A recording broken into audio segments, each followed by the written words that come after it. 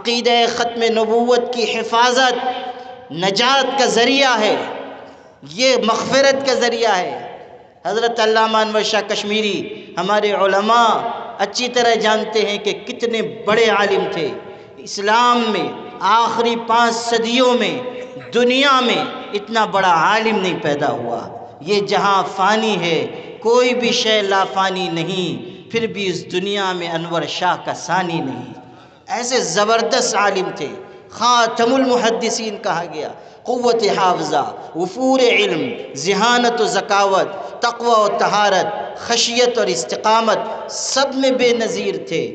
علامہ انور شاہ کشمیری رحمۃ اللہ علیہ اخیر عمر میں قادیانیت کے خلاف محاذ قائم کیا۔ انہوں نے درس و تدریس کے ساتھ ساتھ اس عقیدہ ختم نبوت کی حفاظت کے لیے میدان میں آ گئے، یہاں تک کہ اپنی بیماری، سخت ترین بیماری میں بہاولپور ایک مقدمے میں حاضر ہوئے۔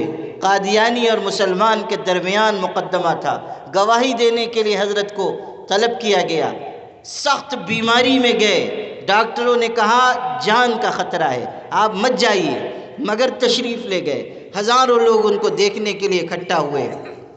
جب وہاں کی جامع مسجد میں واعظ کہنے کے لیے حضرت کھڑے ہوئے، ارشاد فرمایا، میرے بھائیوں، میں سخت بیمار تھا، ڈاکٹروں نے منع کر دیا کہ مت آئیے، مت جائیے، مگر میں صرف یہ سوچ کر آیا ہوں کہ میرے پاس اور تو کوئی عمل ایسا نہیں ہے جس سے میری نجات ہو سکے۔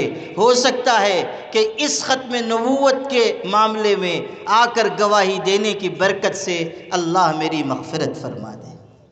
یہ علامہ انور شاہ کشمیری کے الفاظ ہیں۔ یہ سن کر مجمع میں لوگ رونے لگے۔ ان کے ایک شاگرد تھے مولانا محمد انوری، وہ کھڑے ہو گئے جوش میں، اور انہوں نے کہا، حضرت آپ ایسے ہیں، ایسے ہیں، ایسے ہیں، تعریف کی کہ آپ تو اتنے اعمال آپ کے ساتھ ہیں، اتنی خدمت ہے۔ جب وہ کہہ چکے تو حضرت نے فرمایا کہ ان صاحب نے ہمارے بارے میں مبالغے سے کام لیا۔ پھر ایک جملہ کہا، وہ جملہ میں حضرات علماء کی خدمت میں پیش کرنا چاہتا ہوں۔ حضرت علامہ انور شاہ کشمیری نے کہا، میرے بھائی، اگر ہم عقیدہ ختم نبوت کی حفاظت نہ کر سکے تو پھر گلی کا کتا بھی ہم سے بہتر ہے۔ یہ ارشاد فرمائے، گلی کا کتا ہم سے بہتر ہے اگر ہم اس عقیدے کی حفاظت نہ کر سکے۔